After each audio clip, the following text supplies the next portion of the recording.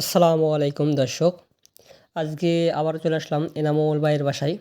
এনামুল ভাইয়ের বাসায় আবার নতুন কিছু বেবি আছে, তো সেগুলো আপনাদের দেখাবো। তো চলুন কথা না বাড়িয়ে শুরু করা যাক। এনামুল ভাই অনেক কষ্ট করে এক জোড়া জাক কবুতর কালেক্ট করেছিল তার বেবি। এখন এগুলো রানিং পর্যায়ে আসছে, এগুলো সেল হয়ে গেছে, সেল আউট। এগুলো অনেক দাম দিয়ে সেল করলো। পায়ের ফেদারগুলো মাশাআল্লাহ অনেক সুন্দর, না দেখালে বুঝতে পারবেন না, দেখাই আপনাদের। এই কোয়ালিটির কবুতরগুলো কালেক্ট করা খুবই রেয়ার হয়ে পড়ে।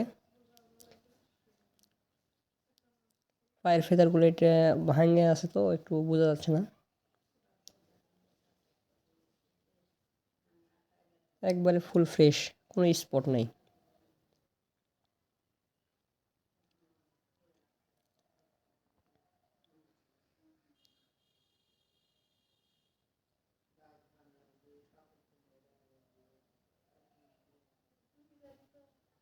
ফ্রেশ আছে।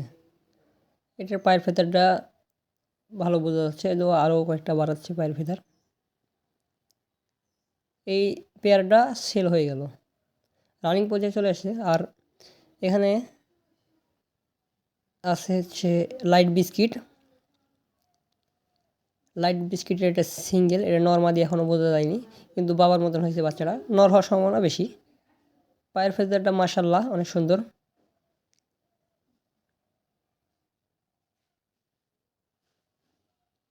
মাক্সি মাক্সি বেবি আছে এক পেয়ার।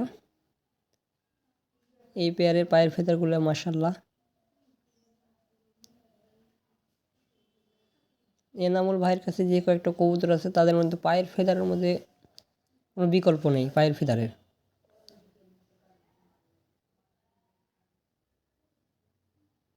মাশাআল্লাহ অনেক সুন্দর।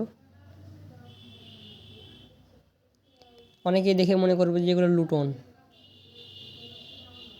আর এক পেয়ার সেমি বেবি,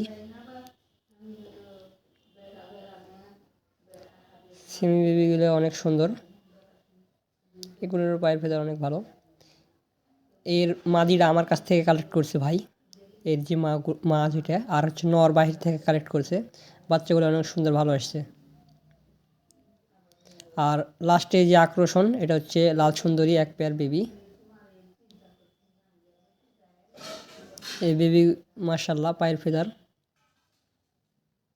অনেক দিন পর এরকম একটা হেলদি বাচ্চা পাওয়া গেল। লাল সুন্দরীর বাচ্চা এবং ডিম অনেক নষ্ট হয়ে গেছে এনামুল ভাইয়ের।